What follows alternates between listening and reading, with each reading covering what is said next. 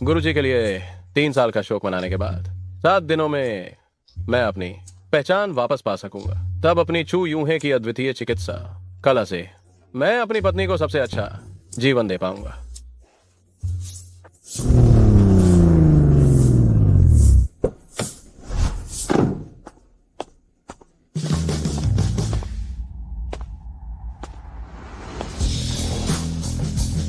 जियांगचेंग छो परिवार की छो याना जो शेनाई से मिलने आई है। जियांगचेंग झो परिवार, जियांगचेंग का नंबर 1 परिवार। मैं बेईचेंग में 3 साल से अज्ञातवास में था। केवल तुम लोगों के पास ही इतनी ताकत है कि मेरी छुपी हुई पहचान को जान सको। चू शेनाई, मेरे दादाजी बहुत बीमार हैं और किसी अच्छे डॉक्टर से इलाज नहीं हो पाया। आपकी तय शेंजिन पूरी दुनिया में अद्वितीय है। इस दुनिया में केवल आप ही मेरे दादाजी को बचा सकते हैं। चू शेनाई, अगर आप मेरे दादाजी को बचाने के लिए तैयार हैं तो झो परिवार 100 करोड़ रुपए फीस के रूप में देगा। हम चू शेनई से पहाड़ से नीचे आने का अनुरोध करते हैं। मेरे गुरुजी ने मरने से पहले मुझे बताया था कि 3 साल के भीतर चिकित्सा नहीं करनी है। अभी समय नहीं हुआ है। मैं तुम्हारी मदद नहीं कर सकता। 100 करोड़ रुपए फीस ये भी आपको कार्रवाई करने के लिए प्रेरित नहीं कर सकती। भलाई में भक्ति सबसे पहले आती है। यह मामूली 100 करोड़ रुपए फीस मेरे 3 साल के शोक को कैसे बर्बाद कर सकती है। छोड़ो तुम्हारे इस पैसे की बात। अगर तुम पूरा झो परिवार भी मुझे सौंप दो, मैं तब भी स्वीकार नहीं करूंगा। अगर आप मेरे दादाजी को बचाने के लिए तैयार हैं तो पूरा झो परिवार और 100 करोड़ रुपए फीस जरूर अर्पित की जाएगी। क्या मैंने अभी नहीं कहा था कि अगर तुम पूरा झो परिवार भी। पूरे झो परिवार के अलावा जो चू शेनाई के नाम होगा, मैं झो यानर भी खुद को समर्पित करने को तैयार हूँ। खुद को समर्पित करना? नहीं नहीं नहीं, मेरी शादी हो चुकी है। मेरी पत्नी है। चू शेनाई तो स्वर्गीय चिकित्सा कौशल वाले देवता है। अगर आप मेरे दादाजी को बचाने के लिए तैयार हैं तो मैं आपकी बिना नाम की प्रेमिका बनने को तैयार हूँ। प्रेमिका? तुम बिना नाम की प्रेमिका भी बनना चाहती हो? मेरी प्रिय सहेली, क्या तुम बिना किसी पद के रहना चाहती हो? हाँ, मैं हमेशा पवित्र रही हूँ। मैंने अपनी पवित्रता बनाए रखी है। लड़के,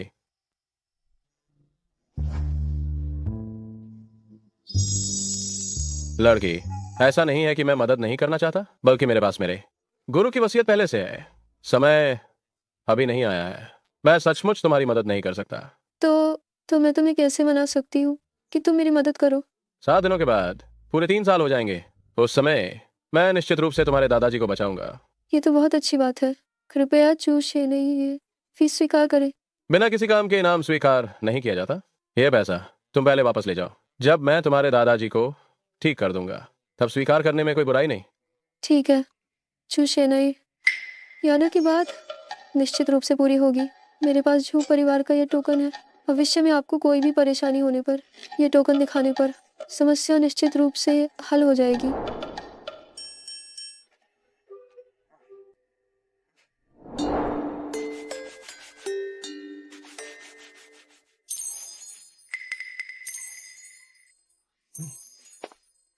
बहुत बढ़िया। 3 साल की अवधि आखिरकार खत्म हो गई है। गुरु के निर्देशों के अनुसार मैं आखिरकार फिर से चिकित्सा कर सकता हूं जब मैं जो परिवार के मुखिया को ठीक कर दूंगा। छो यानर ने कहा था कि उसने मुझसे जितनी भी बातें कही थीं वे सभी पूरी होंगी। क्या झो यानर सचमुच मेरे साथ आएगी? जो यानर काफी सुंदर है। तुम शादीशुदा हो, तुम ऐसा कैसे सोच सकते हो? अगर पत्नी को पता चला तो वह बहुत ईर्ष्या करेगी।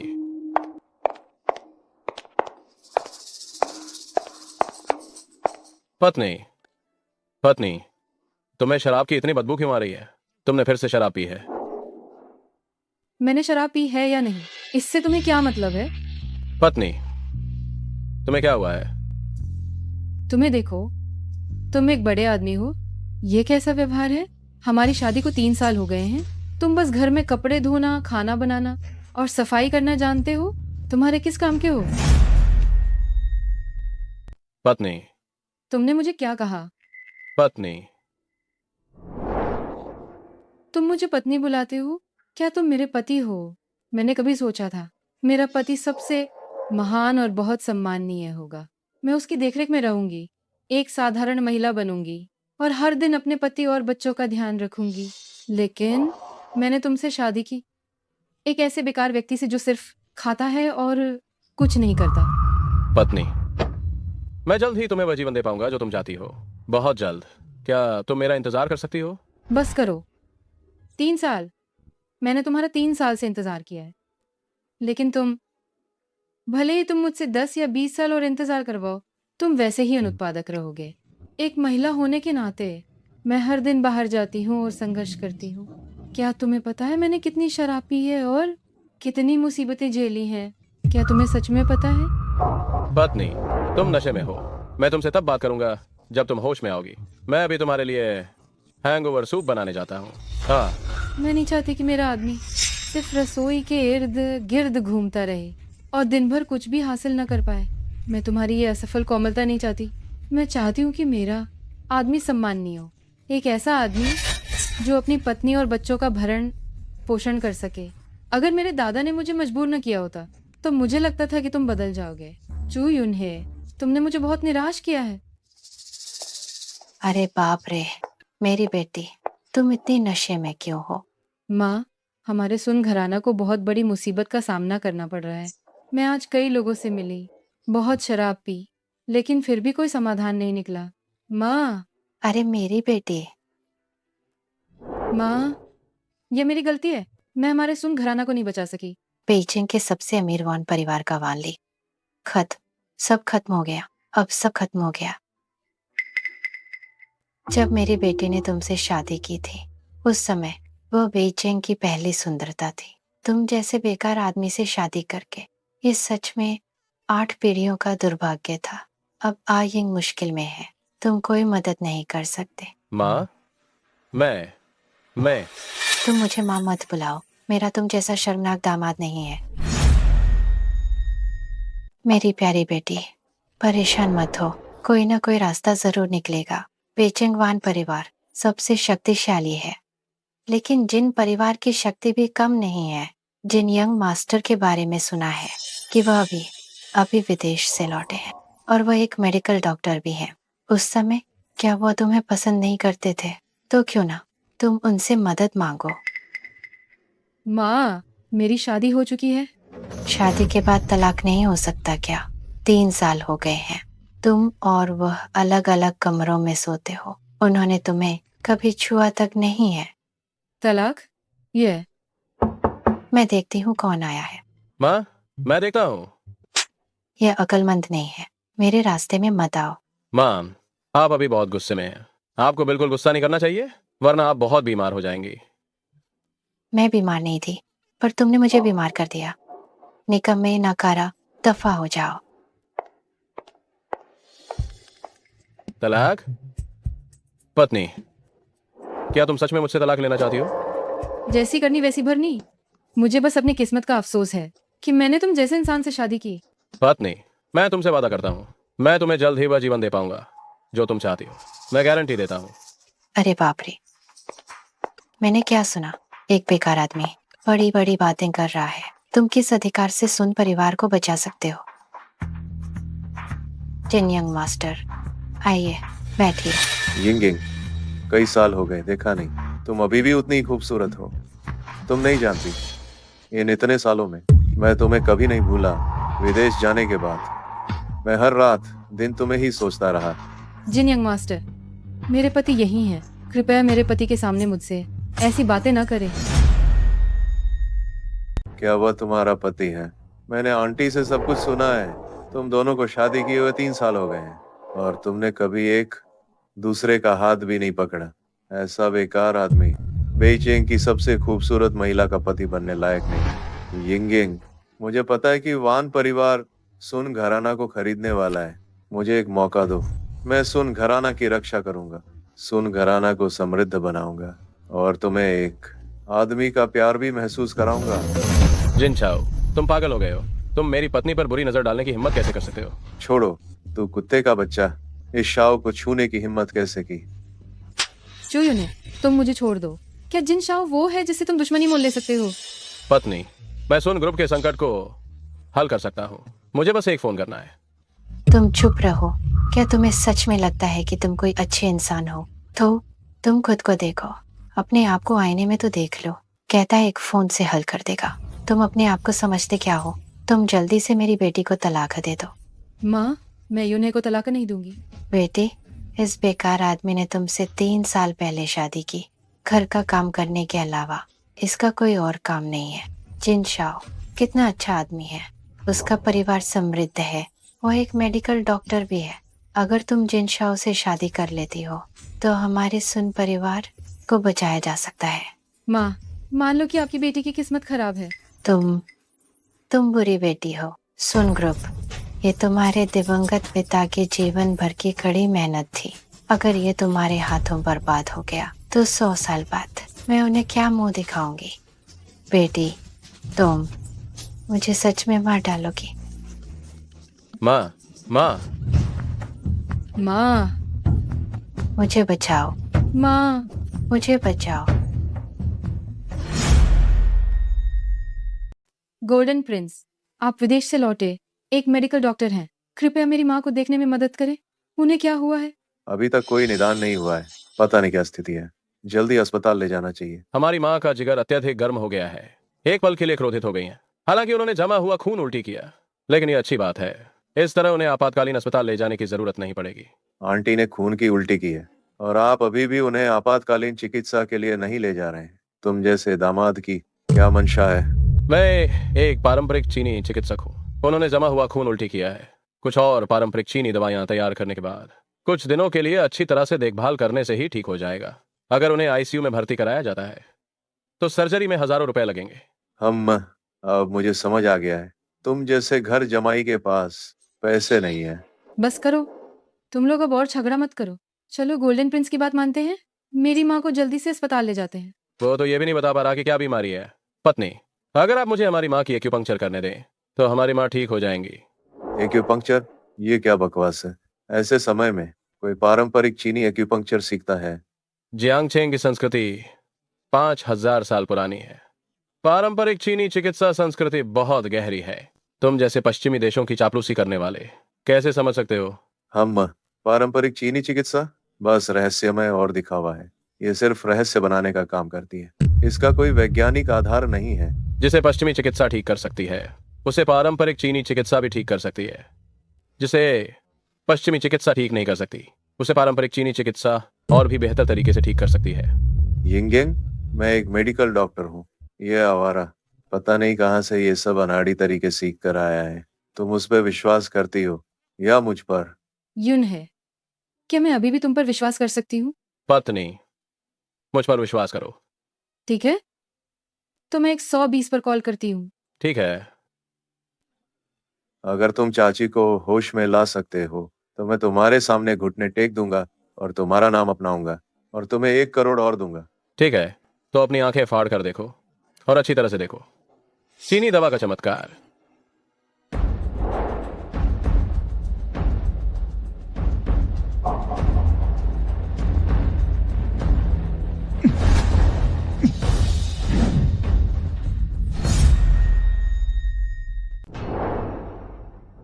ये क्या है? ये बदबूदार दामाद क्या रहस्य कर रहा है? क्या एक्यूपंक्चर इतना जादुई है?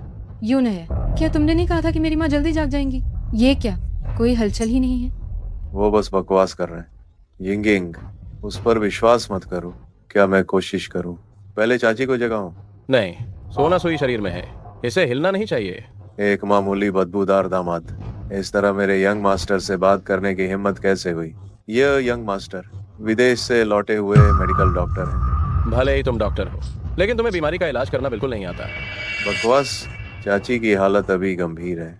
अगर तुमने इलाज में देरी की तो इसके परिणाम क्या तुम झेल पाओगे?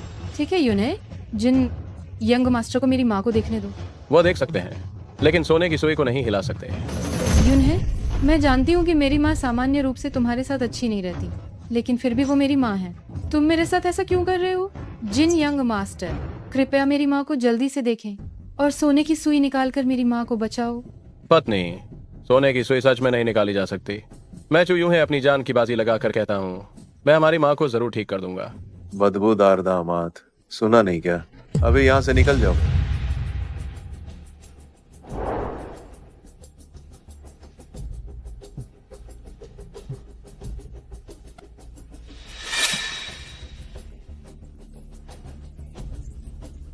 माँ, आप जाग गई। आपको अब कैसा लग रहा है? मुझे अभी अभी सीने में भारीपन और दर्द हो रहा था। अब अच्छा महसूस हो रहा है, कुछ नहीं हुआ। देखा, पश्चिमी चिकित्सा पारंपरिक चीनी चिकित्सा से बेहतर है, पारंपरिक चीनी चिकित्सा से महान। मेरी माँ को मेरी सुई लगाने की कला से ठीक किया गया था। इसका तुमसे कोई लेना देना नहीं है। बेतुका, तुमने ठीक किया है। तुम सुन परिवार के दामाद। अभी ऐसा लग रहा था कि मालिक पर हमला कर दोगे। अगर मैं नहीं होता तो चाची कब की तुम्हारे कारण मर चुकी होती। तुम झूठे आरोप लगा रहे हो। जो यूं है, अब तुम्हारी हिम्मत बढ़ गई है। मालिक पर हमला करते हो तुम। हिम्मत कैसे हुई ये कहने की कि मेडिकल डॉक्टर तुम जैसे गृहिणी से भी बदतर है। माँ, तुम सच में गलत समझ रही हो। तुम इतनी अंधी कैसे हो सकती हो? तुम्हारी इतनी हिम्मत कि मुझसे इस तरह बात करो। तुम घुस बैठिए। तुम्हारे पास कोई काबिलियत नहीं है, लेकिन तुम्हारा गुस्सा कम नहीं है। यिंग, ये आदमी तुम्हारे लायक बिल्कुल नहीं है। तुम्हें उससे तलाक ले लेना चाहिए। सिर्फ मुझ जैसा आदमी ही तुम्हारे लायक है। जिन शाओ, अपने गंदे हाथों को मेरी पत्नी से हटाओ। जो यूं है, तुम तुरंत सुन परिवार से निकल जाओ। मैं तुम्हें फिर कभी नहीं देखना चाहती। माँ, मैं सच में यिंगिंग और सुन घराना के लिए अच्छा कर रहा हूँ। तुम गुस्सा मत करो। तुम्हारी सुई अभी निकाली गई है। ज्यादा देर नहीं लगेगी और तुम फिर से बेहोश हो जाओगी। मैं फिर से बेहोश हो जाऊंगी? जिन यंग मास्टर ने अभी मुझे बचाया, मैं फिर से बेहोश कैसे हो सकती हूँ? माँ, माँ, माँ, माँ, क्या चाची सच में बेहोश हो गई? मैंने पहले ही कहा था, पर तुम लोगों ने माना नहीं। यून है। पत्नी, तुम चिंता मत करो, मैं माँ को जरूर बचाऊंगा।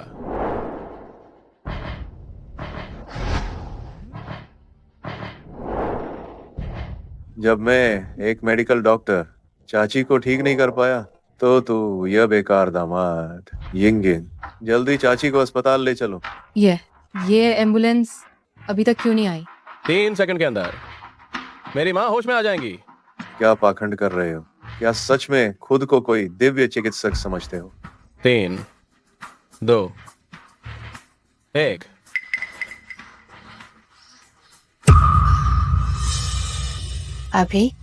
अभी मेरी आंखों के सामने अंधेरा छा गया था। मुझे कुछ भी याद नहीं। क्या ये जिन शाओ ने मुझे फिर से बचाया है? माँ, यून है ने तुम्हें बचाया है। उसने? क्या इस बेकार को भी चिकित्सा आती है? अभी किसने कहा था कि अगर मैंने ठीक कर दिया तो वह मेरे सामने घुटने टेकेगा और सिर झुकाकर माफी मांगेगा? यह असंभव है। सच्चाई तुम्हारी आंखों के सामने है, फिर भी तुम विश्वास नहीं करते। अजीब है, ये बहुत अजीब है। तुमने किस सुई पद्धति का उपयोग किया जो इतनी जादुई है? मैंने पहले ही कहा था, पारंपरिक चीनी चिकित्सा बहुत गहरी और विस्तृत है। ये तुम जैसे छोटे लोग कैसे समझोगे? मैंने जो इस्तेमाल किया वह ताई शेनजेन है। क्या ताई शेनजेन? क्या इस दुनिया में ऐसी शक्तिशाली एक्यूपंक्चर कला भी है? क्या इस दुनिया में इतना शक्तिशाली एक्यूपंक्चर है? हास्यास्पद, बेतुका, तुम जरूर बकवास कर रहे हो। अभी चाची ने खून की उल्टी की। उन्हें तुरंत होश में आना ही चाहिए था। हाँ, जरूर तुम अंदाजे से ही सही हो गए। हाँ, ये ऐसा ही होना चाहिए। तुम घटिया चीज हो। जो भी हो, मेरी माँ अब होश में आ चुकी हैं। तुमने अभी कहा था कि तुम मुझे 10 करोड़ दोगे और मेरे सामने घुटने टेक कर माफी भी मांगोगे। मैं एक प्रतिष्ठित चिकित्सा डॉक्टर, मैं तुम्हारे जैसे बेकार आदमी के सामने कैसे घुटने टेक सकता हूँ? जो बातें तुमने अभी कही थी, पल भर में उनसे मुकर गए। तुमने विदेश में पढ़ाई की और विदेशियों की तरह मुकर जाना ही सीखा है। ठीक है, तुम दोनों बस करो। जिन यंग मास्टर की क्या पहचान है? जो यूं है, अगर तुम जिन यंग मास्टर का सम्मान नहीं करते तो ठीक है, लेकिन उन्हें घुटने टेक कर माफी मांगने पर मजबूर करना, ये क्या बात हुई? सही सही सही, मेरी क्या पहचान है? तुम्हारे जैसे बेकार दामाद के सामने घुटने टेकना बिल्कुल असंभव। अगर तुम आज घुटने नहीं टेकोगे तो मैं तुम्हें 3 दिन और 3 रात तक घुटने टेकने पर मजबूर करूंगा। मानोगे या नहीं? तुम जैसे बेकार चीज मुझे 3 दिन और 3 रात घुटने टेकने पर मजबूर करना चाहते हो। इतनी बड़ी बड़ी बातें करते हुए जबान नहीं लड़खड़ाती। जो यूं है, अपनी जबान बंद रखो, बस करो। माँ, पहले उन्होंने ही दबाव डाला था। तुम फिर से कहो, क्या ये कभी खत्म नहीं होगा? अगर तुमने एक और बार कहा तो मैं तुम्हें एक और थप्पड़ मारूंगी। बस करो यूने। माँ, आप गुस्सा मत होइए, अपनी सेहत का ध्यान रखिए। हम्मा, तुम जैसे बेकार चीज मुझसे लड़ना चाहते हो। चाची, मैं आपको सलाह देता हूँ कि एक बार अस्पताल जाकर जांच करवा लें, पूरे शरीर की जांच करवा लें। हम्मा। माँ, आप ठीक हो चुकी हैं। अस्पताल जाने पर भी कोई समस्या नहीं निकलेगी। आपने कहा कि कोई समस्या नहीं है तो कोई समस्या नहीं है क्या? तुम मूर्ख क्या समझते हो? मैं फिर भी जिन शाओ की ही सुनूंगी। जिन शाओ, बेटी, तुम लोग मुझे अस्पताल ले चलो। चलो।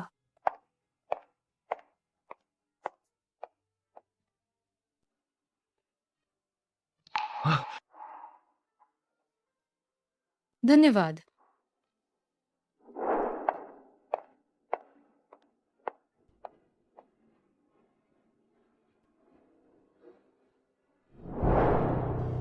लगता है ये दामाद आसान नहीं है।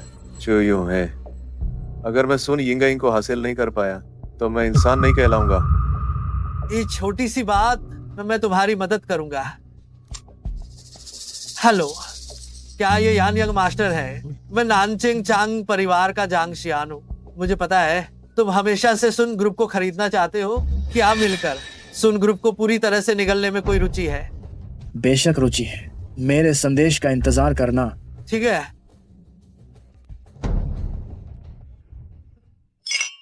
शादी को 3 साल हो गए हैं। यह पहली बार है जब मेरी पत्नी ने मेरा हाथ पकड़ा है। पत्नी, मैं अब सही मायने में चिकित्सा कला का उपयोग कर सकता हूं।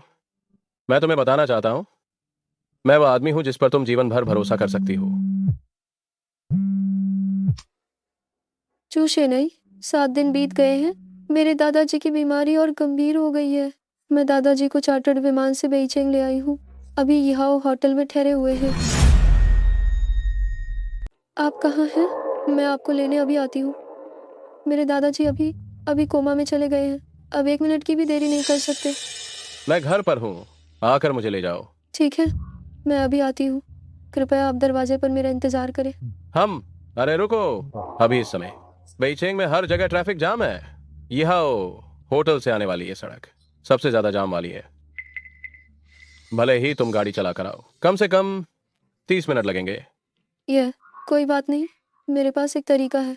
तुम्हारे जो परिवार का दबदबा इतना बढ़ गया है कि बेइजिंग में ट्रैफिक जाम ना हो, इसका भी कोई तरीका है? तब तुम्हें पता चल जाएगा। लगता है यह जियांग चिंग का पहला परिवार, जो परिवार सचमुच कुछ काबिलियत रखता है।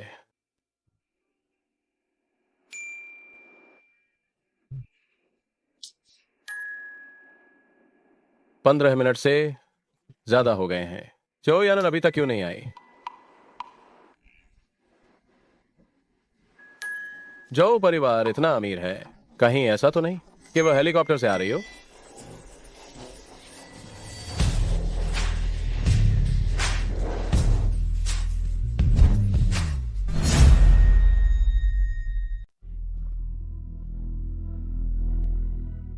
चूशनी, जल्दी गाड़ी में बैठिए। नहीं, ऐसा नहीं है। मुझे लगा था कि तुम मुझे लेने के लिए हेलीकॉप्टर से आओगी। हेलीकॉप्टर को शहर के ऊपर उड़ने के लिए पहले से ही प्रक्रियाएं पूरी करनी पड़ती हैं। समय बहुत कम है और समय नहीं बचा है। ठीक है, लेकिन यह मोटरसाइकिल काफी शानदार है ना?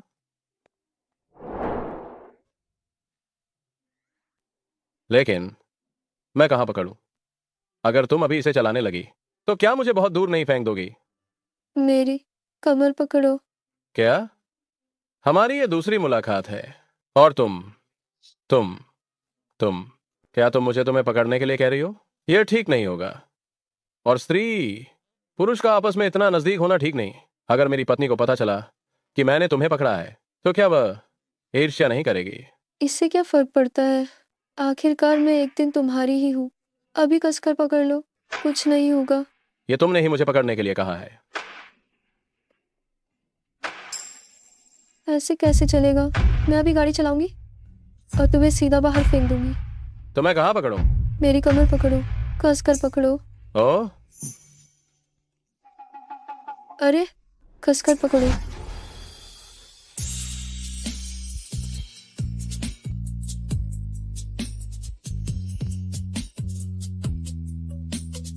ठीक से बैठो, चलो चलते हैं। मैं ठीक से बैठ गया हूँ। इतना ढीला पकड़ रहे हो। अभी मैं ब्रेक लगाऊंगी, सीधा तुम्हें बाहर फेंक दूंगी।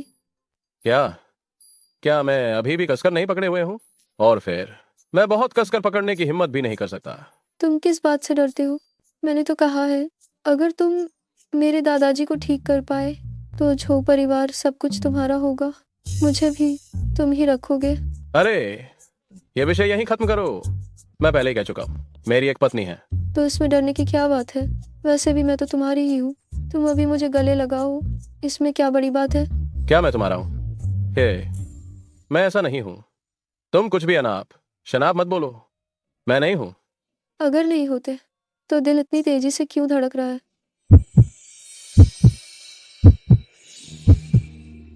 ठीक है, हम चलते हैं।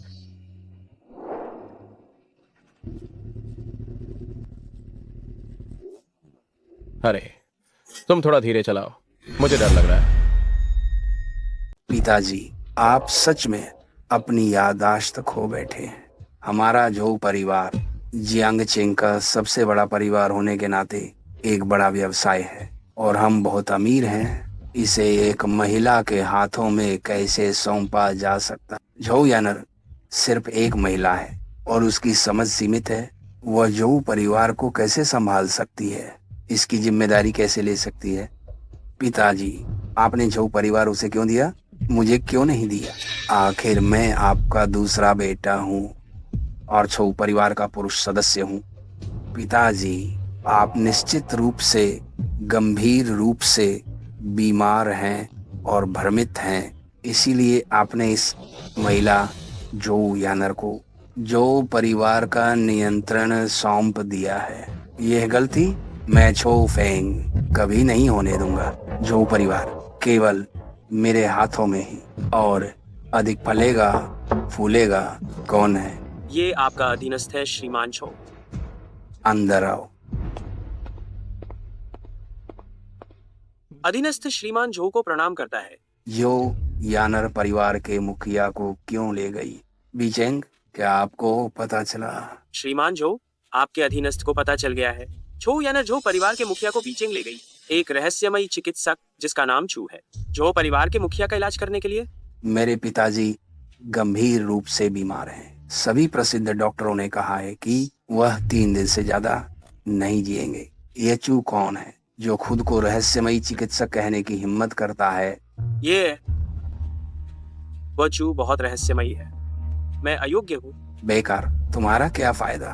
यहाँ से चले जाओ। रहस्यमयी चिकित्सक चू, मुझे लगता है कि झो यानर बस अपने भक्ति दिखाने के लिए एक अभिनेता को लेकर आई है। तुम अभिनय कर सकती हो, क्या मैं नहीं कर सकता? मैं एक महान राष्ट्रीय चिकित्सक को बुलाऊंगा ताकि झो परिवार के सभी लोग देखें कि केवल मैं जो फेंग ही सबसे अधिक वफादार हूँ। जो यानर, दादाजी गंभीर रूप से बीमार हैं। तुम दादाजी के बिस्तर के पास रहकर उनकी सेवा नहीं कर रही हो। तुम कहाँ चली गई थी? वह कौन है?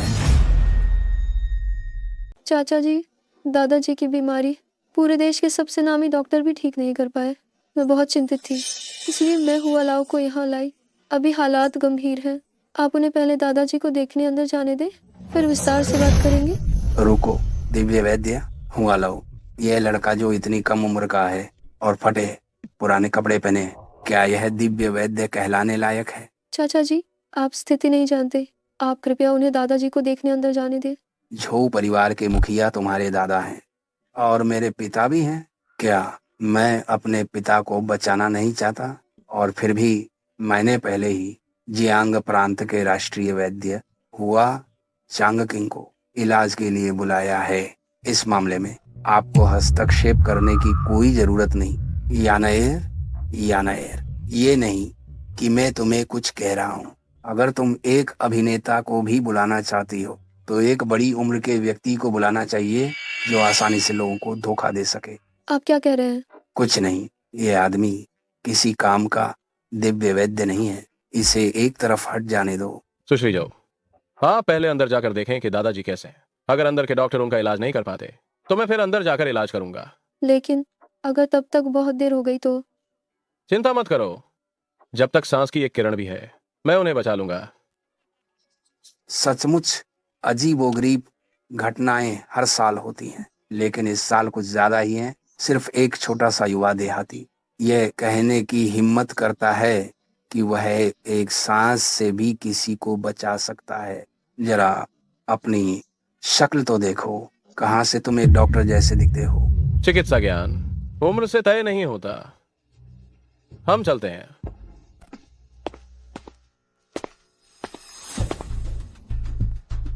वालाओ, मेरे पिता की तबीयत ऐसी है।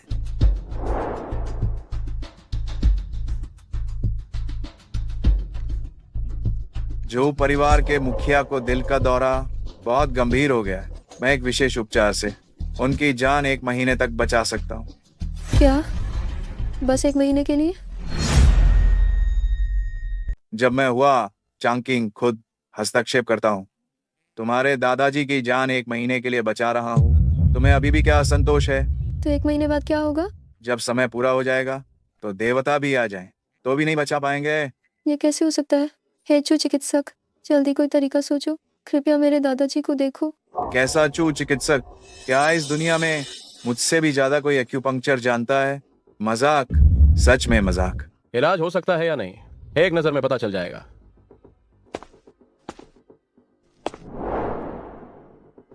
मैं तो देखना चाहता हूँ, तुम क्या देख पाते हो? जो परिवार के मुखिया के हृदय की 4 प्रमुख धमनियां अवरुद्ध हैं, उनकी उम्र अधिक हो चुकी है। हृदय परिवर्तन सर्जरी करने पर भी कोई प्रभाव नहीं होगा। तुम सिर्फ नब्ज देखकर ये बता सकते हो कि जो परिवार के मुखिया की 4 धमनियां अवरुद्ध हैं। क्या तुम सिर्फ शेखी बघार रहे हो? हे चू चिकित्सक, तो क्या करें? क्या आपके पास भी कोई तरीका नहीं है? सुश्री जो, घबराओ मत। पश्चिमी चिकित्सा में भले ही कोई उम्मीद न हो, लेकिन पारंपरिक चीनी एक्यूपंक्चर में जरूर उम्मीद है। अगर मैं खुद हस्तक्षेप करूं तो मैं गारंटी देता हूं कि तुम्हारे दादाजी 10 साल से ज्यादा जीवित रह सकते हैं। 10 साल? तुम वाकई में अहंकारी और युवा हो। 10 साल? क्या तुम ये भी कह सकते हो? हाँ, पूरे देश के मशहूर डॉक्टरों ने कहा है कि मेरे पिता 7 दिन से ज्यादा नहीं जी पाएंगे, और तुम यह कहने की हिम्मत कर रहे हो कि मेरे पिता 10 साल और जीवित रह सकते हैं। तुम तो सच में ना कुछ करने वाले हो। तुम कौन से पक्षी हो? सुश्री जो, मुझे लगता है कि ये व्यक्ति वह राष्ट्रीय चिकित्सक हैं जिन्हें झोफेंग ने बुलाया है। तुम अपनी हद में रहो। ये वह महान राष्ट्रीय चिकित्सक हैं जिन्हें मैंने 5 करोड़ खर्च करके बुलाया है। हुआ चांगकिंग, हुआ लाओ, कच्ची अक्ल वाला बच्चा। हुआ लाओ के सामने क्या तुम अभी भी अपनी योग्यता दिखाना चाहते हो? यह वृद्ध हुआ चांगकिंग है। तो ये हुआ लाओ है। माफ करना। जानते हुए कि वह हुआ लाओ हैं, फिर भी तुम उन्हें प्रणाम नहीं कर रहे हो। तुम चीनी दवा वाले, क्या तुम वंशानुक्रम और वरिष्ठता के बारे में सबसे ज्यादा बात नहीं करते? चीनी दवा का मार्ग अनंत परिवर्तनों से भरा है। यह छोटा भाई हालांकि युवा है, लेकिन इसका मतलब ये नहीं है कि उसकी चिकित्सा कला खराब है। हुआ लाओ सही कह रहे हैं। हुआ लाओ वास्तव में बहुत विशाल हृदय वाले, कुछ लोगों के विपरीत। इस वृद्ध ने एक्यूपंक्चर का अध्ययन 50 वर्षों तक किया। जितना अधिक ज्ञान गहरा होता है, उतना ही अधिक मुझे लगता है कि एक्यूपंक्चर का तरीका बहुत मुश्किल है। मुश्किल, वास्तव में मुश्किल है। हुआ लाओ के पास स्वर्ग को पलटने वाली अद्भुत सुई है, और फिर भी इतने विनम्र हैं। यह वास्तव में दुर्लभ है। स्वर्ग को पलटने वाली अद्भुत सुई, ये सुई कला बस काम चलाओ ही है, लेकिन जो परिवार के मुखिया की बीमारी का इलाज करने के लिए ये काम नहीं करेगा। चुप हो जाओ, तुम ये दिखावा करने वाले इंसान। हुआ लाओ की हुईतियान सुई विधि को बुरा कहने की हिम्मत कैसे की?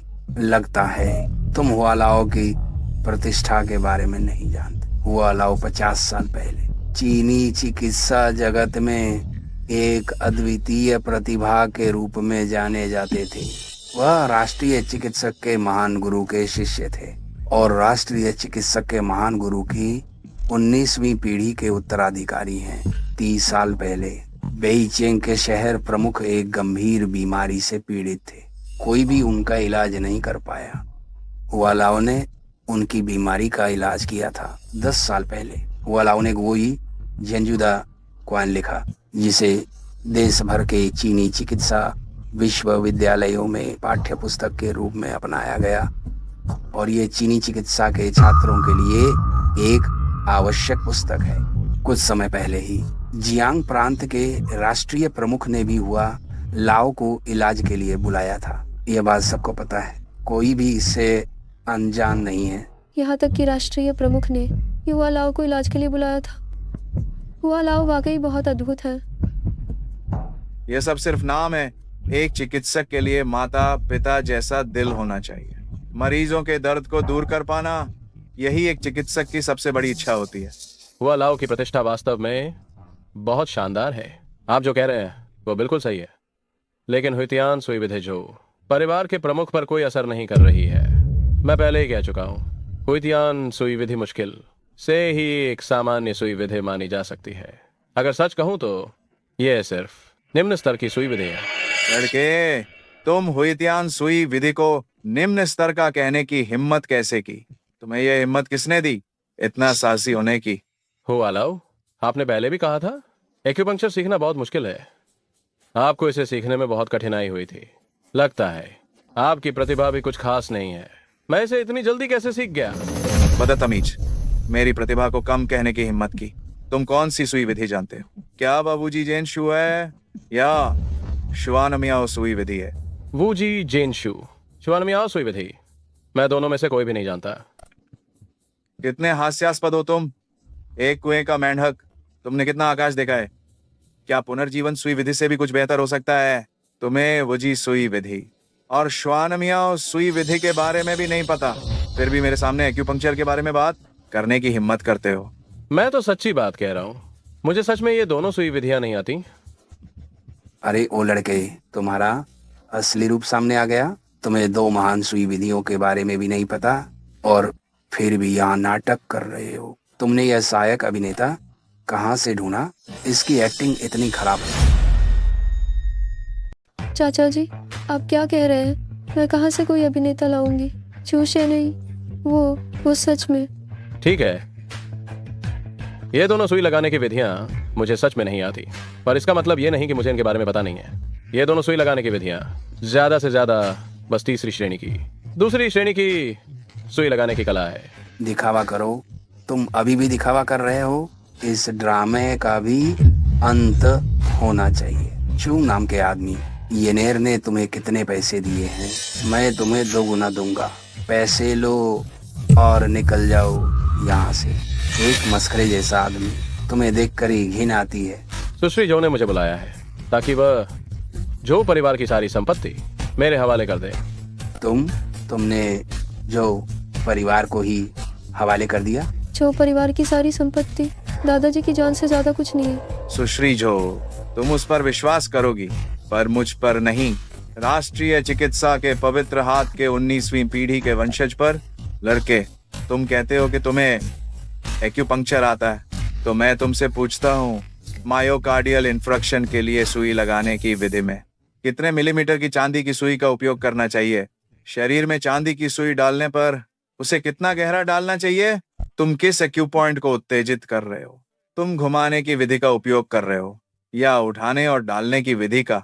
तुम इस लड़के, उम्र की बात करें तो तुम मेरे शिष्य बनने के भी लायक नहीं हो, और यहाँ इतनी शेखी बघारने और डींगे मारने की हिम्मत करते हो। मैं बूढ़ा आदमी एक पारंपरिक चीनी चिकित्सा परिवार से हूँ। 5 साल की उम्र में ही मैंने जड़ी बूटियों को खिलौनों की तरह समझा। 10 साल की उम्र में मैं राष्ट्रीय चिकित्सा के पवित्र हाथ का शिष्य बना। 50 साल तक एक्यूपंक्चर किया, अनगिनत लोगों की जान बचाई।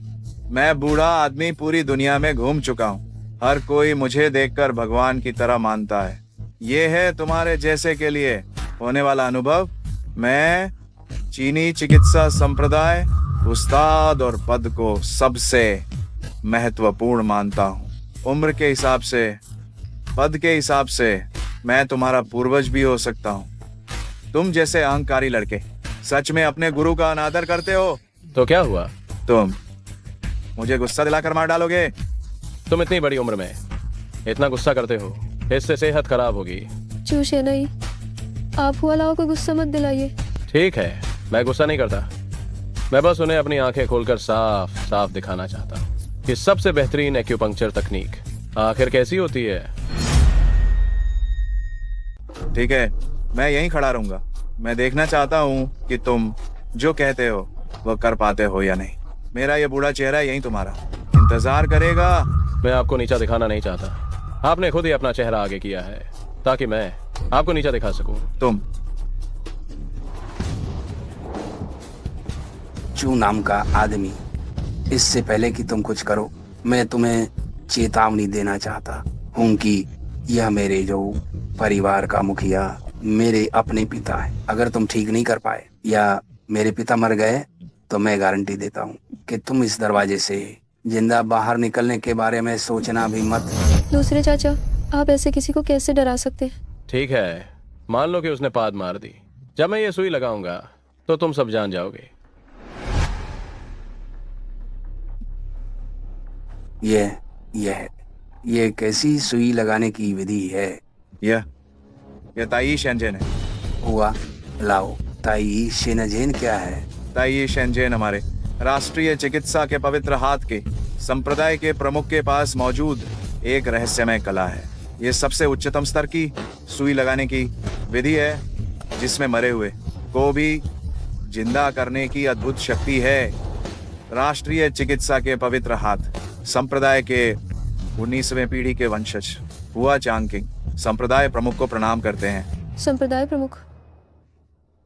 मैंने कभी नहीं सोचा था कि चूशे नहीं राष्ट्रीय चिकित्सा के पवित्र हाथ के संप्रदाय प्रमुख होंगे। वो इतने युवा हैं। वह संप्रदाय प्रमुख है। हुआ लाओ, क्या आपको कोई गलती नहीं हुई? बिल्कुल कोई गलती नहीं हुई। बूढ़ा आदमी सोचता था कि इस जीवन में संप्रदाय की खोई हुई ताई शेंजेन को देखना असंभव होगा। आज आखिरकार मैंने इसे देख लिया। भले ही मैं मर जाऊं तो भी मेरी आत्मा को शांति मिल गई है। संप्रदाय प्रमुख, अभी तक मेरे अधीनस्थ ने कई बार अपमान किया है। कृपया संप्रदाय प्रमुख मुझे माफ करें। उठो, अनजान होने का कोई दोष नहीं होता। और वैसे भी तुम मेरे संप्रदाय के शिष्य ही हो। क्योंकि तुम ताई शेनजेन को पहचान सकते हो तो मैं तुमसे कुछ नहीं छिपाऊंगा। मैं ही राष्ट्रीय चिकित्सा के पवित्र हाथ का 17वां संप्रदाय प्रमुख हूं। चांगकिंग, गुरुजी को नमन। चांगकिंग ने बहुत बड़ा पाप किया है। मैंने कहा था कि मैं तुम्हें दोष नहीं देता। मुझे अब झोउ परिवार के मुखिया का इलाज करना है। पूरी कोशिश करनी होगी। जी जी। मैंने कभी सोचा नहीं था कि वयोवृद्ध हुआ चू शेने के पोते के शिष्य होंगे। सुश्री झोउ परिवार के मुखिया की बीमारी ठीक हो गई। ठीक हो गई? यह क्या ये इतनी जल्दी ठीक हो गया?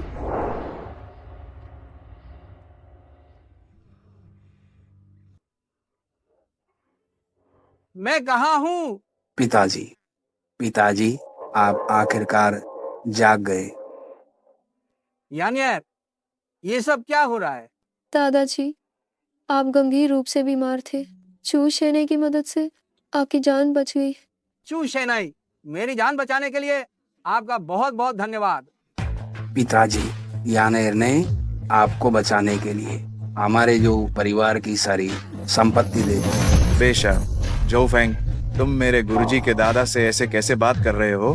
मेरे गुरुजी के दादा के पास ताई शेंजेन है। तुम्हारा जो परिवार भले ही देश का सबसे बड़ा परिवार हो, लेकिन ये क्या मायने रखता है? अगर जान नहीं बची तो कितना भी पैसा हो, कितनी भी शक्ति हो, क्या तुम उसका आनंद ले पाओगे? सुश्री झोउ ने मुझे आपके झोउ परिवार की सारी संपत्ति दे दी थी, लेकिन मैंने लेने से मना कर दिया था। झोउ परिवार का व्यवसाय बहुत बड़ा है। मुझे उसमें हस्तक्षेप करने की कोई इच्छा नहीं है। जो परिवार के लोगों को ही संभालना चाहिए। ये वृद्ध व्यक्ति सही कह रहे हैं। कितना भी धन हो, कितनी भी शक्ति हो, अगर जान नहीं है तो सब कुछ क्षणभंगुर है। बस एक भ्रम। पैसा तो फिर कमाया जा सकता है, जान सिर्फ एक ही होती है। आपने मेरी जान बचाकर जो मुझ पर यह बड़ा एहसान किया है, उसे पैसे से नहीं तोला जा सकता। जो परिवार के मुखिया, आपकी ये बातें ही काफी हैं। अब मैं आपको एक नुस्खा लिख देता हूँ। आप 2 कोर्स दवाई लीजिए। मैं वादा करता हूँ कि आप 10 साल तक स्वस्थ रहेंगे। यहाँ तक कि यमराज भी आ जाए तो भी आपको ले नहीं जा पाएंगे। नुस्खा मैंने आपके फोन पर भेज दिया है। दवा के अनुसार खाइएगा। मैंने जो परिवार के मुखिया की बीमारी ठीक कर दी है, तो अब मैं चलता हूँ। मास्टर, मैं आपको छोड़ने आता हूँ। यानी चू शेनई को विदा करो। ठीक है, चू शेनई, कृपया। तुम्हें हाल ही में लगता है बीमार महिलाओं से संबंध बनने वाले हैं। मैं तुम्हें दृढ़ता से सलाह देता हूँ कि अस्पताल जाकर जांच करवाओ। अस्पताल जाकर जांच करवाऊं? क्यों? मानो या ना मानो। गुरुजी, शांगत सिंह, बाद में फिर पूछूंगा। अब चलता हूँ। ठीक है, तुम पहले वापस जाओ। चू शेनई, आज आपका बहुत बहुत धन्यवाद। मेरे दादाजी को बचाने के लिए मैं आपकी बहुत आभारी हूँ। अरे, छोटी सी बात थी, ये उल्लेख करने लायक भी नहीं है। हालांकि मैं आपके परिवार की संपत्ति नहीं चाहता, लेकिन मेरे परिवार के पास हाल ही में पैसों की कमी है। थोड़े पैसों की जरूरत है।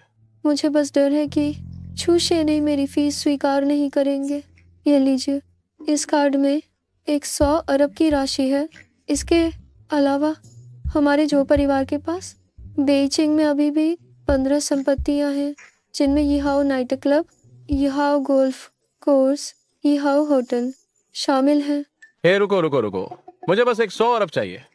तुम्हारे ये नाइट क्लब, गोल्फ कोर्स मैं नहीं चाहता। मैं उन्हें संभालने में आलसी हूँ। क्या आप उन्हें चाहते हैं या नहीं, ये एक अलग बात है, लेकिन जो मैंने कहा है, मैं झो यानर उसे अवश्य पूरा करूंगी। सभी संपत्तियां विशेष लोगों द्वारा प्रबंधित की जाती हैं। आपको हस्तक्षेप करने की कोई आवश्यकता नहीं है। मुझे बस सभी संपत्तियों के महाप्रबंधकों को बताना होगा कि आप आज से उनके असली मालिक हैं। ठीक है, जैसा तुम चाहो। तो चू शेनई कब मुझसे शादी करने आएंगे? क्या तुमसे शादी? जो मैंने झो यानर ने कहा है वो मैं जरूर पूरा करूंगी। मैंने पहले ही आपसे वादा किया था। मैं आपकी एक करीबी दोस्त बन सकती हूँ। नहीं। अरे, तुम मुझसे मजाक मत करो। मैं झो यानर एक महिला होने के बावजूद भी अपने वादों पर ध्यान देती हूँ, और मैं अपनी जुबान की पक्की भी हूँ। मैं सच में आपसे मजाक नहीं कर रही हूँ। 8 लोगों की पालकी की जरूरत नहीं है, शादी की दावत की भी जरूरत नहीं, और नहीं दहेज या शादी के घर की। बस अगर आप मुझसे शादी करने के लिए तैयार हो, मैं खुशी आपसे शादी करूंगी। पर मेरी एक पत्नी है, क्या तुम्हें नहीं पता? मुझे पता है, तो मैं बिना किसी आधिकारिक दर्जे के भी रह सकती हूँ। ये एक आधुनिक समाज है। अब कोई भी अपनी पत्नी के साथ एक और खूबसूरत महिला को नहीं रखता है ना? मुझे परवाह नहीं है, मैं बस तुम्हारे साथ रहना चाहती हूँ। मेरा तो सिर चकरा रहा है। अगर मेरी पत्नी को पता चला तो मुझे नहीं पता कि वह मुझे सब्जी काटने वाले चाकू से मारेगी या नहीं। अगर दीदी तुम्हें मारने आती है तो मैं तुम्हारे सामने घुटने टेक दूंगी। उन्हें पहले मुझे मारने दो। हे भगवान, क्या तुम सच में ऐसा करना चाहती हो? मुझे तो समझ नहीं आ रहा कि क्या कहूँ। जो भी हो, मैं इस जीवन में तुम्हारी ही हूँ, और मरने के बाद भी तुम्हारी ही आत्मा बनूंगी। चाहे जीना हो या मरना, मैं तुम्हारे साथ ही रहना चाहती हूँ। पुरुष ही स्त्री का आकाश होता है। अब से तुम ही मेरा आकाश होगे। जो तुम कहोगे मैं वही मानूंगी। अरे हाँ, उत्तर शहर के वान परिवार को जानते हो तुम? उत्तर शहर का वान परिवार? ओ, वो वानली का परिवार है ना? उत्तर शहर में तो उसका थोड़ा बहुत प्रभाव है, लेकिन झो परिवार के सामने वह एक चींटी भी नहीं है। क्या वान परिवार ने तुम्हें परेशान किया है? मैं तुरंत आदेश देती हूँ कि वान परिवार को जड़ से मिटा दिया जाए। ये तो बहुत अच्छी बात है। अरे, लेकिन इस मामले में जल्दी मत करना। पहले वान परिवार को कुछ दिन और इतराने दो। मैं जब कोई काम करता हूँ तो धीरे धीरे करना पसंद करता हूँ। हाथों को कोमल होना चाहिए, लेकिन हर बार गहरा, सीधे जीवन पर वॉर करने वाला एहसास। पतिदेव, आप क्या कह रहे हैं? यानियर को तो समझ नहीं आ रहा, लेकिन फिर भी कुछ कुछ समझ आ रहा है। तुम्हारा क्या मतलब है? पतिदेव, आपने कहा था कि धीरे धीरे पसंद है, हाथ कोमल लेकिन गहरा, जो जान ले ले। हाँ, इसमें क्या है? कहीं तुम गलत तो नहीं सोच रही हो? मैंने तो उस तरह की बात सोची ही नहीं थी। पतिदेव यानियर के साथ चाहे जैसा भी करे, यानियर को सब पसंद है। तुम मुझे पतिदेव कह रही हो? हाँ, अब से मैं तुम्हें पतिदेव ही कहूंगी। पतिदेव, पतिदेव, पतिदेव, पतिदेव। बस करो, मेरे तो रोंगटे खड़े हो रहे हैं। पतिदेव, आपने अभी तक बताया नहीं, क्या वान परिवार ने आपको परेशान किया है? अरे, वान परिवार इन दिनों मेरी पत्नी के सुन समूह को खरीदना चाहता है। मेरी पत्नी इस बात को लेकर दिन रात कुछ खा पी नहीं रही है और दुबली हो गई है। ये नालायक वान परिवार मेरी बहन को परेशान करने की हिम्मत कैसे की? आप चिंता मत करो पतिदेव, बस तुम्हारा एक फोन कॉल और वान परिवार को मैं कभी भी पैरों तले कुचल सकती हूँ। ठीक है, तो हम उन्हें जानबूझकर जाल में फंसाएंगे। पतिदेव बहुत हैंडसम है। अरे यार, मैं तुमसे विनती करता हूँ, मुझे पतिदेव मत बुलाओ। ठीक है पतिदेव, मैं चलता हूँ। अरे पतिदेव, आप रुकिए, मैं आपको छोड़ने चलती हूँ।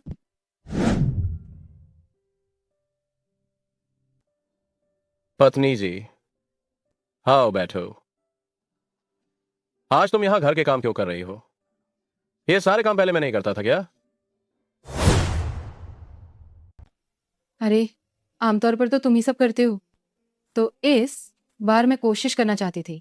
मुझे पहले लगता था कि घर का काम आसान होता है, पर सोचा नहीं था कि सिर्फ फर्नीचर साफ करने से ही मेरी कमर टूट गई है।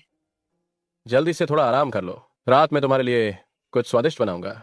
नहीं चाहिए, बस यहीं बैठे रहो और मुझसे अच्छे से बातें करो। पत्नी, आज तुम थोड़ी अजीब लग रही हो। शादी को 3 साल हो गए हैं।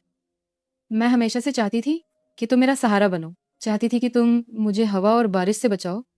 लेकिन आज जब मैंने घर का काम किया तो मुझे एहसास हुआ, जब काम करके मेरी कमर दर्द से सीधी नहीं हो रही थी, तो मुझे समझ में आया वास्तव में पति पत्नी दोनों परिवार के सदस्य होते हैं। तुम्हें भी मुझे पालने के लिए काम पर जाने की जरूरत नहीं है। अगर तुम घर को व्यवस्थित रख सको तो भी ये बहुत अच्छा है। पत्नी, क्या तुम सच में ऐसा सोचती हो? हाँ, माफ करना। पहले मुझे हमेशा लगता था कि मैं जो करती हूँ वह तुमसे बेहतर है, लेकिन वास्तव में हर बार जब मैं घर आती हूँ तो गर्म खाना खा पाती हूँ। हर बार जब मैं बाहर जाती हूँ तो एक अच्छी पोशाक पहन पाती हूँ। इन सालों में मैं वास्तव में तुम पर ही निर्भर रही हूँ। धन्यवाद पत्नी। धन्यवाद क्यों कह रहे हो? मैं तुम्हारी पत्नी हूँ। हम वैसे आज मुझे खाने में क्या स्वादिष्ट बनाकर खिलाओगे? आज मैं अपनी पत्नी की पसंदीदा मीठी और खट्टी पोर्क रिब्स बनाऊंगा। बहुत बढ़िया। बढ़िया क्या बढ़िया, ऐसे बेकार आदमी बस कुछ पकवान बनाना जानते हैं, इसमें क्या खास है? हमारे सुन ग्रुप को अब फिर से इतना बड़ा खतरा हो गया है, अब क्या करें? माँ, आप चिंता मत कीजिए, मेरे पास एक तरीका है। मैंने सुन ग्रुप की नीलामी करने का फैसला किया है। मैं वार्निंग को कभी भी कामयाब नहीं होने दूंगी। ये तो बहुत बुरा हुआ।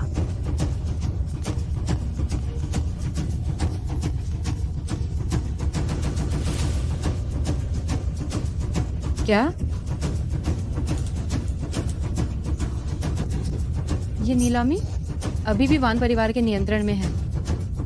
लगता है कि हमारा सुन ग्रुप बच नहीं पाएगा। तो अब क्या करें? ये सुन ग्रुप तो तुम्हारे पिताजी की जीवन भर की मेहनत है। चिंता मत कीजिए, इस नीलामी में हिम्मत से जाइए, मैं आपको एक सरप्राइज दूंगा। एक घर जुमाई, तुम किस काम के हो? हमारी इंगिंग ने तुमसे शादी की, ये तो उसकी बदकिस्मती थी।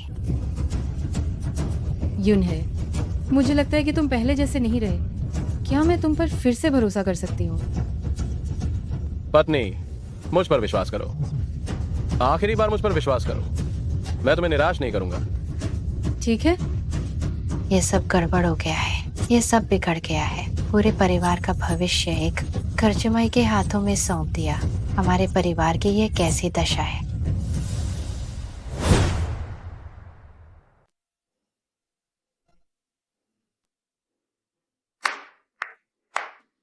वान यंग मास्टर सचमुच शक्तिशाली हैं। ये शॉट वास्तव में शानदार था।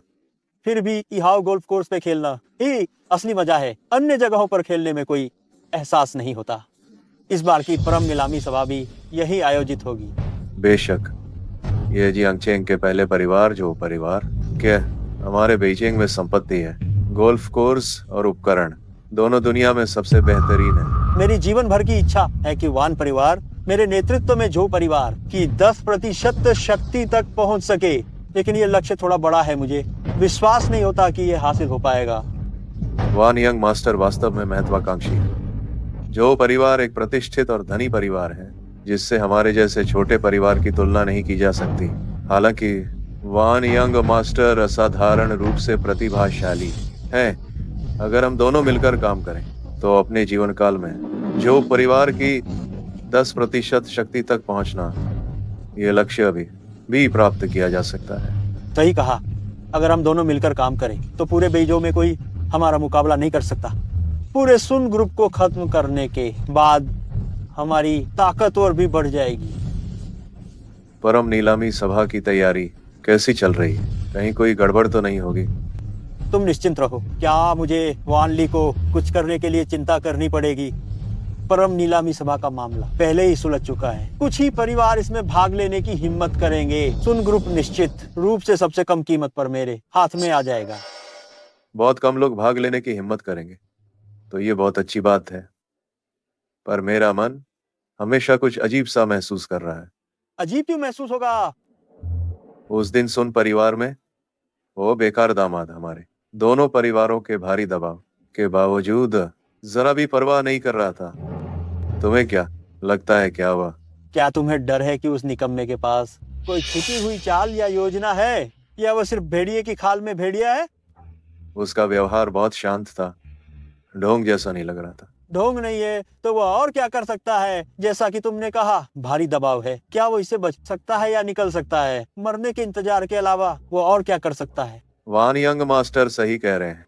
मुझे लगता है कि मैंने ज्यादा ही सोचा। भले ही उस बेकार दामाद के कुछ संपर्क हो, लेकिन वह निश्चित रूप से वान शाओजी का प्रतिद्वंद्वी नहीं है। आओ कुछ शॉट लगाओ और अपना मूड हल्का करो। हम सुन ग्रुप अधिग्रहण की लड़ाई में निश्चित रूप से जीतेंगे।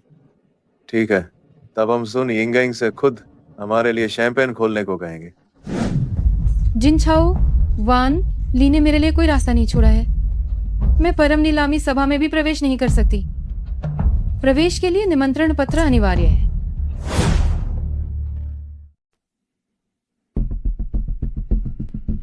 माफ कीजिए, ये इहाओ गोल्फ कोर्स है। बिना अनुमति प्रवेश वर्जित है। मैं सुन ग्रुप की अध्यक्ष हूँ। आज नीलामी यहाँ हो रही है। मेरी कंपनी की नीलामी होने वाली है। मैं अंदर क्यों नहीं जा सकती? तो क्या आपके पास निमंत्रण कार्ड है? निमंत्रण कार्ड मैं लाना भूल गई। अभी मैं किसी को भेजकर आपको भिजवाती हूँ। नहीं, निमंत्रण कार्ड के बिना अंदर आने की अनुमति नहीं है। ओह, ये कौन है? बाहर क्यों रुक गई? जिन छाओ, तुम और वान ली सच में बहुत नीच हो। नीलामी में मुझे भी अंदर नहीं जाने दे रहे। हाँ, मैं इतना ही नीच हूँ। तुम मेरा क्या कर लोगी? तुम तो अब तुम्हारे पिता ने जिस कंपनी को जीवन भर की मेहनत से चलाया, उसकी नीलामी कैसे हुई तुम्हें ये भी नहीं पता। और तुम्हें ये भी नहीं पता कि इसे किसने खरीदा। तुम सच में बेशर्म हो। नीच, बेशर्म क्या कुछ नए विशेषण नहीं है। ये बातें सुनते सुनते मेरे कान पक गए हैं। इतना भी इतराओ मत। छोड़ो, मैं तुमसे बात नहीं करूंगा। जब नीलामी खत्म हो जाएगी तो मैं तुम्हें बताऊंगा कि सुन ग्रुप को किसने खरीदा है। तब अगर तुम वान यंग मास्टर के साथ मेरी मदद करने को तैयार हो जाए तो शायद मैं तुम्हारे लिए कुछ अच्छी बातें बोल दूं। मुझे तुम्हारी भलाई नहीं चाहिए। मेरी भलाई नहीं चाहिए? ठीक है, सिक्योरिटी। इस औरत के पास निमंत्रण पत्र नहीं है, इसे बाहर निकाल दो।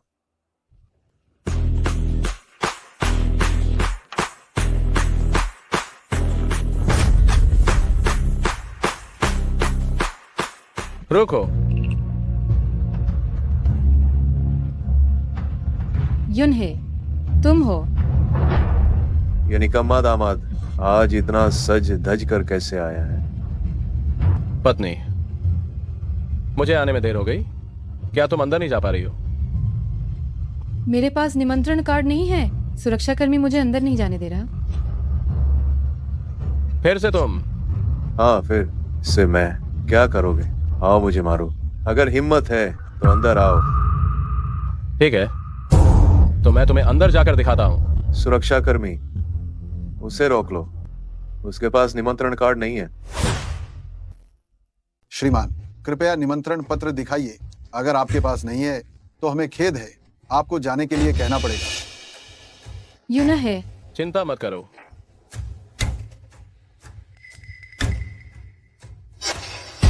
ओ, ये तो अमूल्य वीआईपी कार्ड है। गणमान्य अतिथि का स्वागत है। गार्ड, इसे अंदर क्यों आने दिया?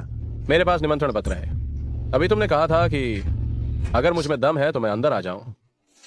अब मैं तुम्हारे सामने खड़ा हूं। क्या कहते हो? मान गया कि तुम में हिम्मत है।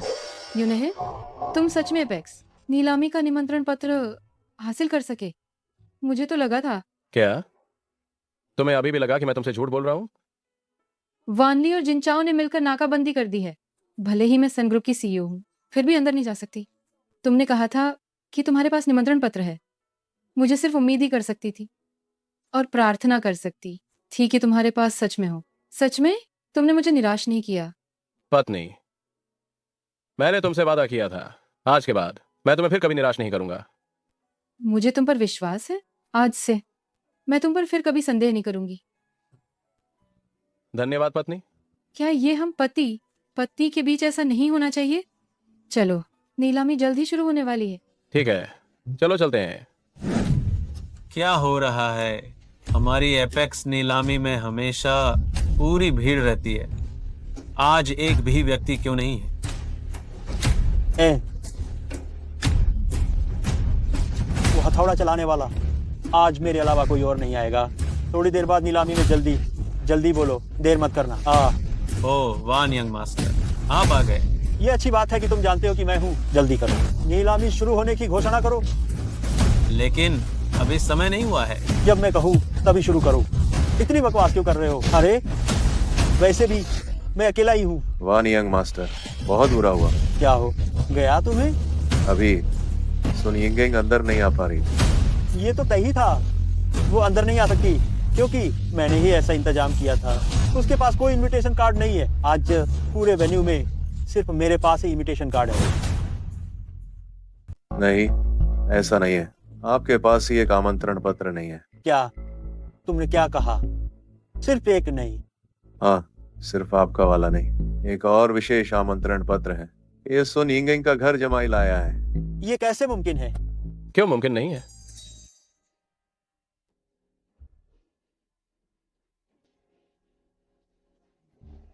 तुम्हें यह विशेष आमंत्रण पत्र कहाँ से मिला? क्या इससे तुम्हारा कोई लेना देना है? कहीं तुमने इसे चुराया तो नहीं है? जिनचाओ, पहले भी एक चोर था। क्या वह तुम थे? वान लीजिए आपके मोबाइल और बटुए का। आपको बहुत ध्यान रखना चाहिए। इस जिनचाओ का आपराधिक इतिहास रहा है। तुम बकवास बंद करो। छोड़ो जिनचाओ, उससे ऐसी जुबानी बहस करने का क्या मतलब है? नीलामी में ताकत पैसे की होती है, ताकत शक्ति की होती है, न कि किसी तथाकथित सम्मान के आधार पर एक आमंत्रण कार्ड लेकर तुलना करने से क्या होगा? ठीक ठीक ठीक, वान शाओजी सही कह रहे हैं। उसके कुछ संपर्क हैं, लेकिन वे लोग उसे असली पैसा नहीं देंगे। यह नीलामी शायद आप दोनों को एक यादगार अनुभव देगी। इसका अच्छी तरह से अनुभव करें। ताकत की बात है। उत्तर शहर में मेरा वान परिवार किससे डरा है? तुम्हारे साथ और बात करने का मन नहीं। नीलामी करने वाले, जल्दी से शुरू करने की घोषणा करो। तो सभी सज्जन, सभी महिलाएं, विशेष नीलामी अब औपचारिक रूप से शुरू होती है। आइए हम अपनी पहली वस्तु का स्वागत करते हैं।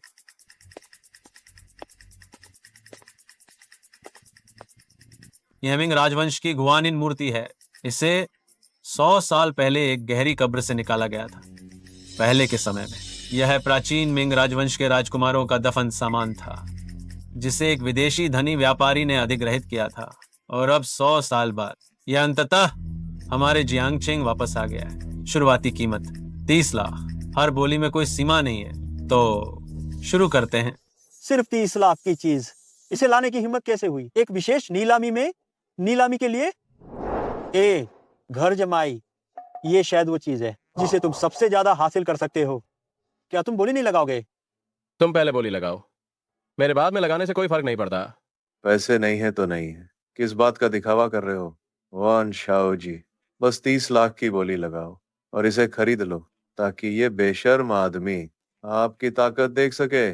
तुम सही कह रहे हो, खाली बातें करना कौन नहीं जानता। अगर सच में बोली लगानी पड़े तो ये आदमी जरूर घबरा जाएगा। 30 लाख। वान शाओ जी ने 30 लाख की बोली लगाई है। यह सज्जन, क्या आप कीमत बढ़ाना चाहेंगे? वो क्या बोली लगाएगा? वो तो बस एक बदबूदार घर जमाई है, जिसकी जेब में एक पैसा भी नहीं है। क्यों यूं है? क्या तुम खुद को 30 मार खा नहीं मानते? बोली लगाओ, लगाओ ना बोली। 30 लाख और 1 रुपया। यून है, तुम्हारे पास 3 करोड़ रुपए कहाँ से आए? चिंता मत करो, मेरे पास है। ओ ये भिखारी, तुम्हें ये भी समझना चाहिए कि ये 3 करोड़ रुपए हैं, 3 रुपए नहीं। मैंने गलत नहीं बोला, मैंने 3 करोड़ 1 रुपया बोले हैं, जो तुमसे ठीक 1 रुपया ज्यादा है। क्यों यूं है? तुम्हें पता होना चाहिए कि परम नीलामी सभा में अगर तुम ऐसे ही बोली लगाते रहे और पैसे नहीं निकाल पाए तो तुम्हें दफनाने के लिए जमीन भी नहीं मिलेगी। मुझे पता है, मैंने गलत बोली नहीं लगाई। तुम सबने ध्यान से सुना, मैंने ठीक 3 करोड़ 1 रुपए की बोली लगाई है, जो तुमसे ठीक 1 रुपया ज्यादा है। धिक्कार है इस लड़के पर, यह बिल्कुल बेतुका है। ठीक है, कितनी हिम्मत है तुम लड़के। केवल अपनी इज्जत बचाने के लिए दिखावा मत करना, कहीं तुम नाराज ना कर दो परम नीलामी सभा के पीछे के मालिक को। फिर ये मत कहना कि मैंने तुम्हें पहले से चेतावनी नहीं दी थी। ये पूरे देश का पहला सबसे बड़ा परिवार है। जो परिवार का कारोबार है, तुम्हारी बहुत बुरी मौत होगी, तब तुम्हारी पत्नी सुन यिंगिंग भी इसमें फंस जाएगी। मैं किसी इज्जत के लिए नहीं कर रहा, मैं बस तुम्हारे गाल पर थप्पड़ मारना चाहता हूँ। ओ वैसे क्या अभी किसी ने मुझसे बोली लगाने के लिए नहीं कहा था? अब मैंने बोली लगा दी है, क्या हुआ? अभी भी कोई बगल में बकबक कर रहा है। वान शाओ जी, उसके पास सच में इतना पैसा होगा क्या? उसके पास पैसा है? सिर्फ अच्छे कपड़े पहन लेने से कोई अमीर हो जाता है क्या? अगर उसके पास वाकई पैसा होता तो क्या वह दामाद बनकर किसी के घर रहता? बात तो सही है, यकीनन वह यूं ही ऊंची बोली लगा रहा है। थोड़ी देर में देखना उसका क्या हाल होता है। हाँ, थोड़ी ही देर में देखेंगे उसका क्या हाल होता है। इस महाशय, क्या आप वाकई 30 करोड़ 10 रुपए की बोली लगाना चाहते हैं? क्यों नहीं चल सकता? कोई समस्या नहीं, हमारी नीलामी में बोली की कोई सीमा नहीं है। तो मैं उसकी बोली से 10 रुपए ज्यादा लगाता हूँ। हिम्मत तो है, सच में बड़ी हिम्मत है। परम नीलामी सभा में यूं ही चिल्लाने की हिम्मत रखता है। मान लिया कि तेरे पास थोड़ा बहुत पैसा है, मगर अगर मेरी बेचेंगवान परिवार से तुलना करे तो तू है कौन? 35 करोड़ रुपए। वान शाओ जी ने 35 करोड़ रुपए की बोली लगाई है। इस महाशय, क्या आप और बढ़ाएंगे? 35 करोड़ 10 रुपए। यूं है, अब और बोली मत लगाओ, इतना पैसा हमारे पास है ही कहाँ। चिंता मत कर, उसके पास भला पैसा कहाँ से आएगा? वह तो एक निकम्मा है। 40 करोड़ रुपए। 40 करोड़ 10 रुपए। 40 करोड़ 10 रुपए। वान शाओ जी, क्या आप और बढ़ाएंगे? क्या मैं ये रकम नहीं दे सकता? 50 करोड़ रुपए। 50 करोड़ 10 रुपए। 60 करोड़ रुपए। वान शाओ जी, 60 करोड़ बहुत ज्यादा है। ये क्वानाइन मूर्ति की कीमत तो बस 40 करोड़ है। इतनी भी कीमत नहीं। क्या मैं उस दामाद को अपना अपमान करते हुए देखूं? मैं वान परिवार के बड़े बेटे, इज्जत रखनी है कि नहीं? मैं सीधे 100 करोड़ रुपए लगाता हूँ। 1 करोड़। ये युवक, क्या आप अभी भी बोली लगा रहे हैं? वान ली, तुम मुझे नीचा दिखाने के लिए 1 करोड़ खर्च किए एक ऐसी गुआनियन की मूर्ति खरीदी जिसका मूल्य 4 करोड़ था। तुम सच में बहुत बड़े दिल वाले हो। मेरे पास पैसों की कोई कमी नहीं है। मैं बस इस दामाद को ये बताना चाहता हूँ कि तुम कभी मेरे सिर पर नहीं चढ़ सकते। ओह, क्या ऐसा है?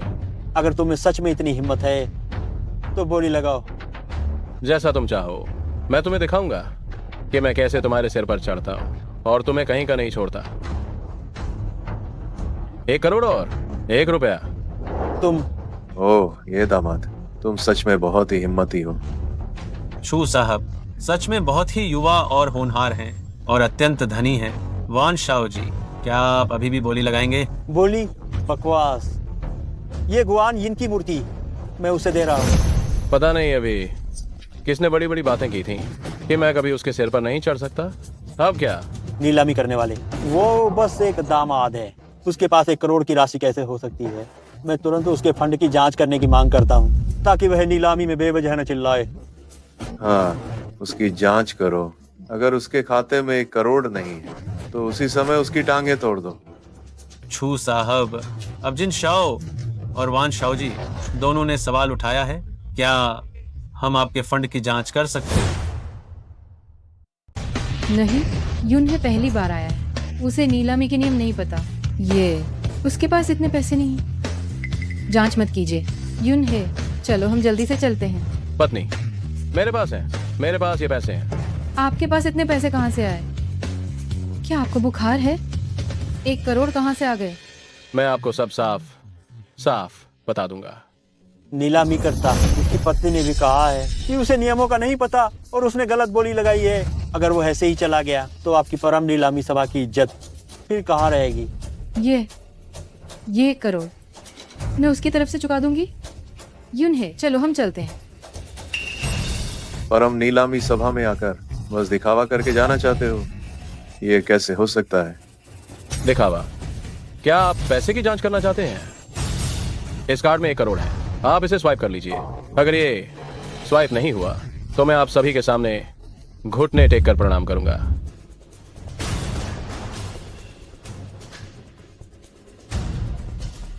वान शाओ जी, आप देखिए, इस घर जमाई को देखिए। उसने तो दिन में सपने देखने शुरू कर दिए हैं। सच में बिना कफन देखे आंसू नहीं निकलते हैं।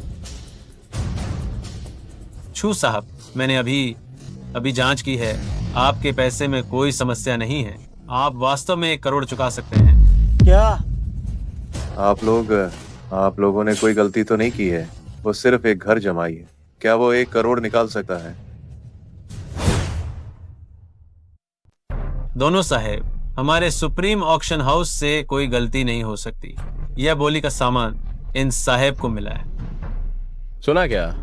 अब तुम दोनों के मुंह से, और क्या अच्छी बात निकलेगी? यह असंभव है। ये तो बिल्कुल बेबुनियाद है। आइए अगले आइटम को पेश करते हैं। क्यानलोंग के दौर में महारानी द्वारा पहना गया शाही जेड हरा कंगन, शुरुआती कीमत 10 करोड़। शुरुआती राशि पर कोई सीमा नहीं है, आप सभी बोली लगा सकते हैं। 11 करोड़। 11 करोड़ और 1 रुपया। तुम ये घटिया आदमी, क्या नाटक कर रहे हो? बोली लगाओ तो सही से लगाओ। हर बार बस थोड़ा सा ही बढ़ाते हो। मैं जितना चाहूं उतना बढ़ाऊं, तुम्हें क्या? मैं बस हर बार 1 रुपया ज्यादा बढ़ाऊंगा। अगर तुम में हिम्मत है तुम वानली से लगवाओ। 20 करोड़। 20 करोड़ और 1 रुपया। 30 करोड़। 30 करोड़ और 1 रुपया। तुम चू, क्या जानबूझकर मेरे साथ दुश्मनी कर रहे हो? क्या हुआ, तुम्हें यह पता चला? तुम्हें दम है, मैं पीछे हटता हूँ। अरे वाह, उत्तर शहर के पहले परिवार खेवानली युवा मास्टर फिर से मेरे हाथों हार गए। कितना बेचारा, कितना हास्यास्पद। तुम वान साहेब, वो बहुत घमंडी है। बोली लगाओ, उसे हराओ। ये चीज वैसे भी 20 करोड़ की है, ये 30 करोड़ की बोली। अगर वो बाद में पीछे हट गया तो मैं बेवकूफ बन जाऊंगा। बात तो सही है। क्या हम बस उसे अपने सिर पर बैठने देंगे? ये नीलामी का सामान मिले या ना मिले कोई फर्क नहीं पड़ता, लेकिन अंत में खास चीचुसुन ग्रुप है ये वाला, मुझे इसे हर हाल में हासिल करना है। 3 अरब 1 रुपए एक बार, 3 अरब 1 रुपए 2 बार, 3 अरब 1 रुपए 3 बार। बिक गया। पत्नी, तुम बताओ, अगर मैं ये कंगन अपनी माँ को दूं तो कैसा रहेगा? मैं बस ये जानना चाहती हूँ कि तुम इसका अंत कैसे करोगे? तुम्हें बाद में पता चल जाएगा। अब हमारी इस नीलामी का मुख्य आकर्षण है सुन ग्रुप का मालिकाना हक। शुरुआती कीमत 2 अरब है। हर बोली पर कोई सीमा नहीं है। देवियों और सज्जनों, बोली लगाइए। 2 अरब। 2 अरब 1 रुपए। ओ बेकार आदमी, तुम फिर से आ गए। हाँ, मैं फिर आ गया। क्या तुम नाराज हो? काट के दिखाओ। मैं तुम्हारी ये जबान फाड़ डालूंगा एक दिन। यहाँ दिखावा मत करो। अगर तुम्हारे पास पैसे हैं तो बोली लगाओ, पैसे नहीं है तो चुप रहो। तुम्हें यहाँ बात करने का कोई हक नहीं है। तुम 30 अरब। 30 अरब 1। 50 अरब। 50 अरब 1। 100 अरब। 100 अरब 1। चू, क्या तुम जानबूझकर मुझसे झगड़ रहे हो? तुम मुझे छोड़ दो, मैं भी तुम्हें नहीं छोड़ूंगा। मेरी पत्नी के साथ पहले जो हुआ, मैं तुम्हें यह दिन हमेशा याद दिलाऊंगा। मैं तुम्हें याद दिलाऊंगा कि मैं ये दामाद तुम्हें कैसे अपने पैरों तले रौंद देता हूं। ठीक है, हिम्मत है, तुम्हें हिम्मत है। अब तुम्हारी बारी है। मैं ज्यादा से ज्यादा 80 ही दे सकता हूँ। ठीक है, तो 180 अरब। 180 अरब। यूने अब और बोली नहीं लगा सकते? ये बहुत ज्यादा है। पहले तो कुछ अरब के छोटे मोटे पैसे ही खर्च करता था तथाकथित मान सम्मान के लिए। अब 100 अरब की पूंजी निकालनी पड़ेगी। क्या असली रूप सामने आ गया? मुझे तो पहले से ही पता था, यह लड़का ऐसा है जैसे सुअर की नाक में प्याज घुसाना। बड़ा बनने का नाटक कर रहा है। वान साहब ने 180 अरब की बोली लगाई है। यह सज्जन, क्या आप और बोली लगाना चाहेंगे? वो कुछ भी नहीं बोलेगा, वो बस एक है, महिलाओं द्वारा संरक्षित एक बेकार आदमी। पत्नी, पहले तुम हमेशा कहती थी कि तुम बाहर पैसे कमाकर घर चलाती हो। अब मेरी बारी है तुम्हारी रक्षा करने की। मैं बोली लगाता हूं 200 अरब। क्या तुम सच में 200 अरब की बोली लगाना चाहते हो? हाँ, मैं 200 अरब की बोली लगाता हूं। तुम्हें कोई आपत्ति है? तुम कीमत बढ़ा सकते हो। क्यों, क्या तुम वाकई 200 अरब की बोली लगाना चाहते हो? मैं यकीन क्यों नहीं कर सकता? वान ली, तुम बेइचिंग के पहले परिवार के, वान परिवार के बड़े बेटे हो। क्या तुम 200 अरब भी नहीं निकाल सकते? हम 200 अरब का भुगतान क्यों नहीं कर सकते? तुम यहां सिर्फ बातें मत बनाओ। यह सुप्रीम नीलामी है। अगर पैसे हैं तो बोली लगाओ, अगर पैसे नहीं है तो निकलो यहां से। मेरी आंखों के सामने से हट जाओ। जिन छाओ, क्या तुम्हारे पास और पैसे हैं? इस छोटे मालिक की और मदद करो। सुम ग्रुप को हासिल करना हमारे लिए सबसे महत्वपूर्ण काम है। उस लड़के को सफल नहीं होने देना चाहिए। 8 अरब मेरी सीमा है। मेरे पास वास्तव में 20 अरब नहीं है। तो अब क्या करें? क्या हम उस लड़के को अपने ऊपर चढ़ने देंगे? वान ली, मुझे ये मत कहना कि मैंने तुम्हें चेतावनी नहीं दी थी।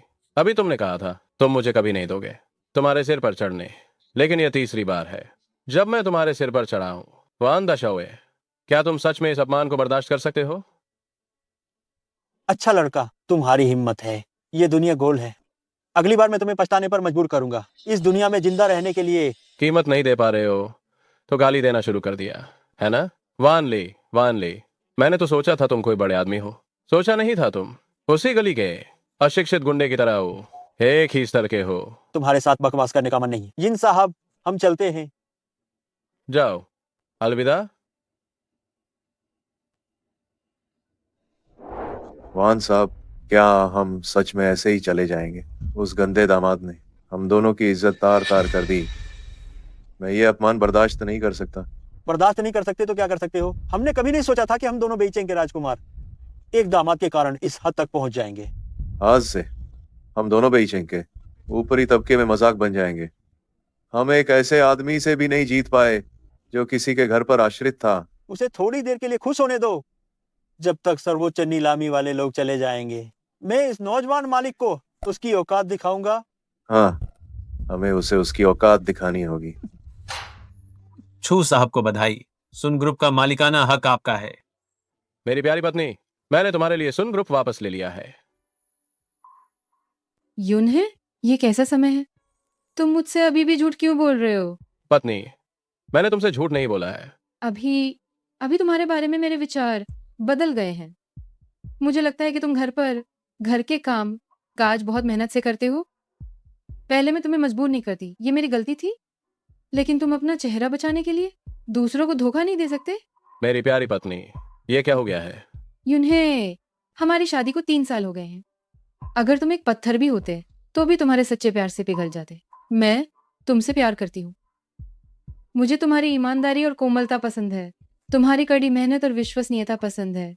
लेकिन तुम मुझे खुश करने के लिए धोखाधड़ी नहीं कर सकते और झूठ बोलकर अपनी हैसियत नहीं बढ़ा सकते। क्या तुम्हें डर है कि मेरे पास पैसे नहीं है? जिन छाओ और वॉन ली को शर्मिंदा करने के लिए ही मैंने तुमसे जानबूझकर झूठ बोला। पत्नी, मैंने पहले ही नीलामकर्ता से मेरे खाते की जांच करवा ली है। मैंने तुमसे झूठ नहीं बोला, मेरे पास पैसे हैं। ठीक है, अब और मत बोलो। क्या तुमने नीलाम करने वाले को खरीद लिया था? सिर्फ वही तुम्हारी ये सब चीजें निपटाने में मदद कर सकता है।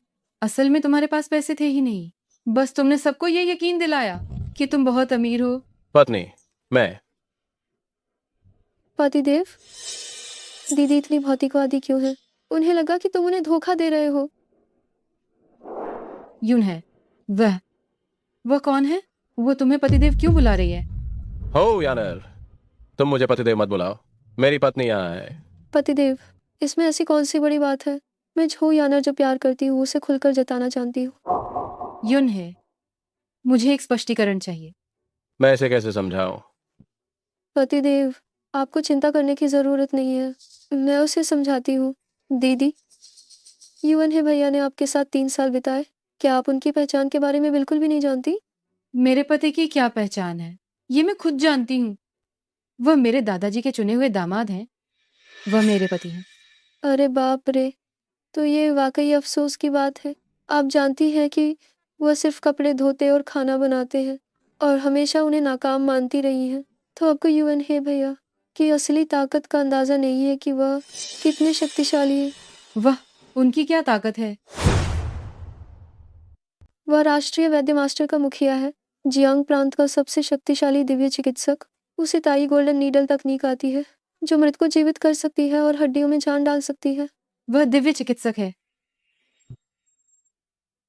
तुम आखिर कौन हो? मैं, अगर तुम्हें मेरे बारे में नहीं पता तो ये सामान्य है। आखिर तुम्हारा सुन परिवार बेइजिंग में कोई बड़ा परिवार नहीं माना जाता। मेरा नाम झो यानर है। जो यानर? यून है, क्या ये भी तुम्हारी बुलाई हुई अभिनेत्री है? पत्नी, मैंने कोई अभिनेत्री नहीं बुलाई। दीदी, यूएन है भैया हमेशा तुम्हें प्यार करते रहे, यहाँ तक कि मैं झो यानर भी नाम नहीं चाहती, बस उनके साथ रहना चाहती हूँ। फिर भी उन्होंने मुझे मना कर दिया। तुम सच में कद्र नहीं जानती। मैं कद्र क्यों नहीं जानती? मैं अपने पति को अच्छे से जानती हूँ। ठीक है यून है, मेरे साथ वापस चलो, हम घर जाकर बात करेंगे। घर?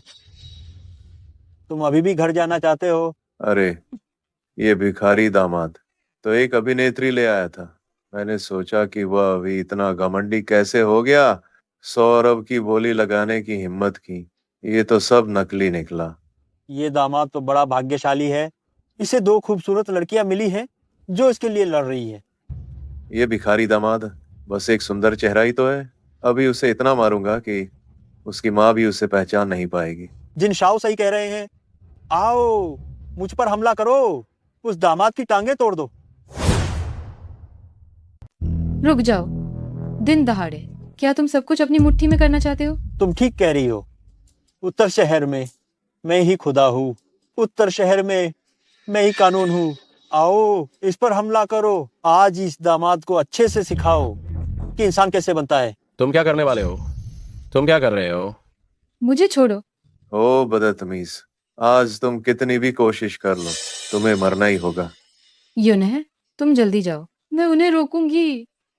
सुश्री सुन, तुम एक तरफ खड़ी रहो, वरना अगर हाथों से गलती हो गई और तुम्हें भी मार दिया तो ये बहुत अफसोस की बात होगी। बिल्कुल, अगर इस नाजुक फूल को चोट लगी तो मैं और शाहवान दोनों दुखी होंगे। भले ही मैं मर जाऊं, मैं तुम्हें यून्हे को चोट नहीं पहुंचाने दूंगी। पत्नी, पहले हमेशा तुम ही मेरी रक्षा करती थी, अब मेरी बारी है तुम्हारी रक्षा करने की। रक्षा? मैं और शाहवान यही से देख रहे हैं, तुम कैसे रक्षा करोगे? छू यून्हे, अगर तुम अभी घुटनों के बल बैठ जाओ और मेरी टांगे पकड़कर रहम की भीख मांगो तो शायद मैं तुम्हें छोड़ दूं और तुम्हें एक रास्ता दे दूं। सुना नहीं? शाहवान एक महान आत्मा है, जल्दी से घुटने टेको। तुम खुद को बहुत ऊंचा समझते हो और मुझे बहुत छोटा। तुम नहीं जानते तुम जिस चीज का सामना कर रहे हो वह वास्तव में क्या है? अभी भी ढोंग कर रहा है। जाओ, खड़े क्या हो? मेरे लिए उसके पैर तोड़ दो। क्या? ये क्या है? क्या ये काला जादू है? काला जादू? ये काला जादू है। ये कोई जादू टोना नहीं है, ये तई सुवर्ण सुई कला है। तुम जैसे अमीरजादे इसे नहीं समझते हो। ऐसी बहुत सी चीजें हैं। जिन शाओ, जल्दी करो, चलो चलते हैं। मैं हिल नहीं पा रहा हूँ। मैं भी हिल नहीं पा रहा हूँ। उसका काला जादू बहुत शक्तिशाली है। क्या मैंने नहीं कहा था? ये कोई काला जादू नहीं है, ये तई सुवर्ण सुई कला है। छू साहब, मुझे पता चल गया है। मैंने गलती की। माफ करना। माफ करना? क्या सिर्फ एक साधारण माफी काफी होगी? क्या तुम्हें विश्वास नहीं होता कि मैं तुम्हें वनस्पति बना दूंगा? पूरी जिंदगी इसी मुद्रा में रहोगे, हिल भी नहीं पाओगे। मुझे विश्वास है। छू साहब, कृपया मुझे वनस्पति मत बनाना। चूशे नहीं, मुझे माफ कर दो। ये मेरी नासमझी थी। मुझे नहीं पता था कि तुम इतने शक्तिशाली हो। कृपया मुझे छोड़ दो। मैं पूरी जिंदगी ऐसा नहीं रहना चाहता। मुझसे विनती मत करो, मेरी पत्नी से विनती करो। इंग इंग, मुझे माफ कर दो। मुझे दूसरों पर रौब नहीं जमाना चाहिए था। कृपया चूशे नहीं से मेरे लिए बात करो। सुन मैडम, मैं भरपाई करूंगा। मैं 10 लाख का भुगतान करूंगा। मेरी पत्नी को ये काफी नहीं लगता, भरपाई करते रहो।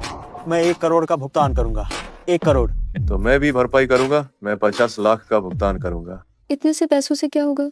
ये तो मेरे यूएन है भैया के कुछ कपड़े खरीदने के लिए भी काफी नहीं है। और ज्यादा भरपाई करो। मेरे पास इतना नहीं है। मैं वानशेंग ग्रुप को तो नहीं बेच सकता, है ना? जब तुमने मेरी पत्नी के सुन ग्रुप को बेचने के लिए मजबूर किया था, तब आज के बारे में क्यों नहीं सोचा था? मैं भरपाई करूंगा। मैं 2 करोड़ का भुगतान करूंगा। कृपया चूशे नहीं, हमें माफ कर दो, हमें छोड़ दो। मैं भी भरपाई करूंगा। मेरे पास उतना नहीं है जितना उसके पास है। मैं 1 करोड़ का भुगतान करूंगा। ये ठीक है।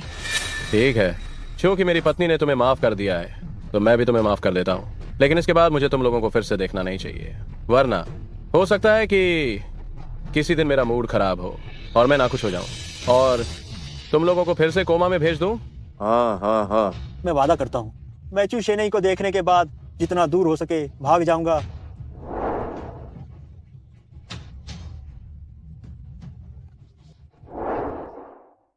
खत्म। चू शेनाई से मिलकर पूरी संपत्ति चली गई। ये सब तुम्हारी वजह से है। चूशे नहीं से दुश्मनी करने के लिए अब ठीक है, हम पूरी तरह से बर्बाद हो गए हैं। मुझ पर इल्जाम लगा रहे हो? क्या तुम सुन ग्रुप को हड़पना नहीं चाहते थे? हाँ, ये सब तुम्हारी गलती है, तुम्हारी वजह से। दफा हो जाओ। अब तो तुम मुझे भी कुछ नहीं समझते, है ना? हम दोनों अब बर्बाद हो चुके हैं। तुम मुझसे बेहतर कैसे हो? तुम्हें लगता है कि तुम बहुत महान हो, फिर भी चू शेनाई ने तुम्हें कुत्ते की तरह नचाया।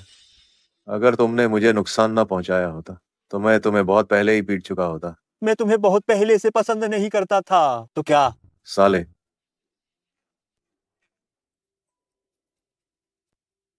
युन है, क्या तुम्हारी सुई चिकित्सा सचमुच इतनी शक्तिशाली है? दीदी, अब तुम्हें पता चला यूएन है भैया की असली शक्ति क्या है ना? कौन तुम्हारी दीदी है? मुझे यहाँ दीदी मत बुलाओ। दीदी, इतनी छोटी सोच की मत बनो। मैंने तुम्हें यूनहे भाई से तलाक लेने को तो नहीं कहा, बस मैं भी शामिल हो जाऊं। हम तीनों मिलकर एक परिवार बना लेंगे, एक छोटा परिवार। ये कितना अच्छा होगा। चुप हो जाओ, मैं तुम्हारी बात नहीं सुनना चाहती। युन है, मैं तुमसे सुनना चाहती हूँ। तुम उसे चुनते हो या मुझे? पत्नी, मैं निश्चित रूप से तुम्हें ही चुनूंगा। मैं तो यूनहे भाई को ही चुनूंगी। पत्नी, तुम नाराज मत हो, मैं उसके साथ वापस जाकर ठीक से बात करूंगा। हम घर चलते हैं, ठीक है ना? मुझे परवाह नहीं, यूनहे भाई जहाँ होंगे मैं भी वहीं रहूंगी। बेटी, कैसा रहा? हमारे सन ग्रुप को किसने खरीद लिया? माँ, मैंने कहा था ना कि मुझे माँ मत बुलाओ। मेरा इतना शर्मनाक दामाद नहीं है। तुम जरा भी मदद नहीं कर सकते। दूसरों के पैसे पर जीने के अलावा तुम और क्या कर सकते हो? माँ, सन ग्रुप का संकट हल हो गया है। पिताजी ने मुझे जो कंपनी दी थी वो अभी भी मेरी है। सच में? वानली वाला वो आदमी, वो इतनी आसानी से हमें कैसे छोड़ सकता है? ये सब मेरे पति ने सुलझाया है। उसने तुम्हारे पति ने? हाँ, मेरे पति ने। ये सब यूं ही नहीं मेरी मदद करके सुलझाया है। दूसरों के पैसे पर जीने वाला वह आदमी वान परिवार को पीछे हटने के लिए कैसे मजबूर कर सकता है? ये कैसे संभव है? सच में ये सब सच है। यून ताई जिंझन कला जानते हैं। वो जियांगचेंग के पहले चिकित्सक हैं। आह, ये क्या? माँ, दरअसल मेरे गुरु के निधन से पहले मैंने उनसे वादा किया था कि मैं 3 साल तक चिकित्सा का उपयोग नहीं करूंगा, लेकिन अब 3 साल बीत चुके हैं तो मेरी पहचान वापस आ गई है। जिन झाओ और वान ली, मैंने उन्हें दंडित किया और उन्हें हिंगिंग को 300 अरब रुपए का भुगतान करवाया। 300 अरब? हाँ, ये सब सच है। पैसा कंपनी के खाते में आ गया है, पूरे 300 अरब रुपए। ओह, ये सब मेरी गलती थी। यून है, इन 3 सालों में मैंने तुम्हारे साथ बहुत बुरा किया। मैं तुम्हें बहुत बुरा मानती थी। माँ, आपने कुछ गलत नहीं किया। इन 3 सालों में मुझे बस खाना बनाना और कपड़े धोना आता था। यह मेरी गलती थी कि मैंने इंगिंग की अच्छी तरह से रक्षा नहीं की। यह मेरी गलती है, लेकिन आज से मैं एक पुरुष के रूप में अपनी जिम्मेदारियों को निभाऊंगा। मैं इंगिंग का अच्छी तरह से ख्याल रखूंगा। मैं उसे दुनिया की सबसे खुश महिला बनाऊंगा। बहुत अच्छा। तुम दोनों।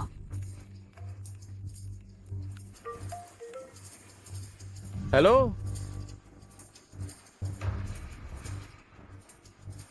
तुम क्या कह रहे हो? झो यानर को कुछ हो गया है